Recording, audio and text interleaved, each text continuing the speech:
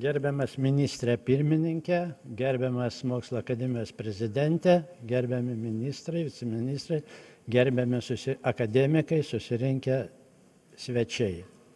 Man tikrai malonu kalbėti šioje salėje, šią tikrai džiugia man ir mano kolegoms proga.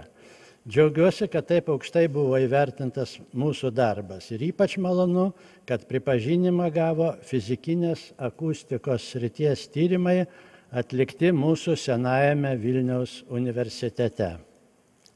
Akustika tai garsų mokslas, bet garsai, kuriuos mes naudojame savo tyrimuose, yra negirdimi. Tai ultragarsas. Jų dažniai siekia 100 milijonų virpesių per sekundę, kai žmogus girdi tik tai 20 000 virpesių per sekundę.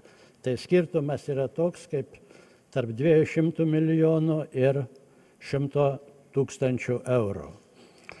Šios garso bangos yra tokios trumpos, kad įgalina mus efektyviai pačiupinėti medžiagas sudarančių atomus, elektros srovę nešančius elektronus, šviesos energijos kvantus, fotonus. Fizikinės akustikos tyrimams Vilniaus universitete pradžią davė akademikas Povilas Brazdžiūnas, daugelio mokslo sričių pradininkas Lietuvoje. Man teko laimė būti jo studentu. Akademiko paskatintas tuomet dar jaunas fizikas, o vėliau profesorius Evaldas Garška, deja jau šviesaus atminimo taip pat, prieš 50 metų subūrė dar jaunesnių, bebaigiančių ar ką tik baigusių universitetą fizikų kolektyvą ir išvystė šiuos tyrimus.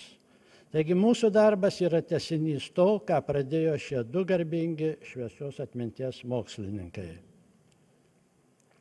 Mūsų tyrimai atlikti Vilniaus universiteto radiofizikos katedroje ir jos fizikinės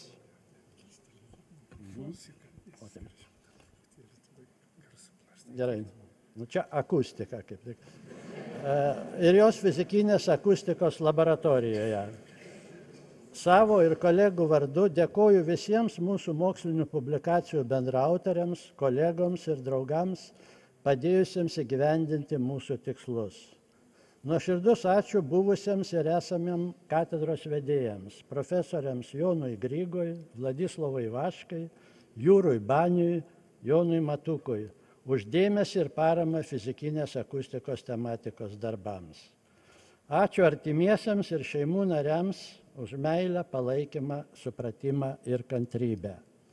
Ir dar norėčiau asmeniškai pridurti, kad man šioj salėje tenka garbė kalbėti jau ar tik antrą kartą gyvenime.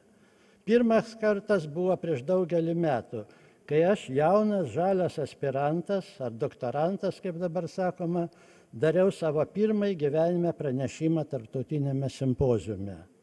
Pakilęs į tribūną pajutau, kad mano kojos begėdiškai virpa ir nė kiek manęs nelaiko. Tai man nieko kito nebeliko, kad nenukrisčiau pranešimą skaityti įsitvėrus abiem rankom į tribūną, beveik kabant ant jos. Jau maniau, kad mano gyvenime pirmų kartų nebus. Ir štai šiandieninis įvykis vėl pirmas mano gyvenime.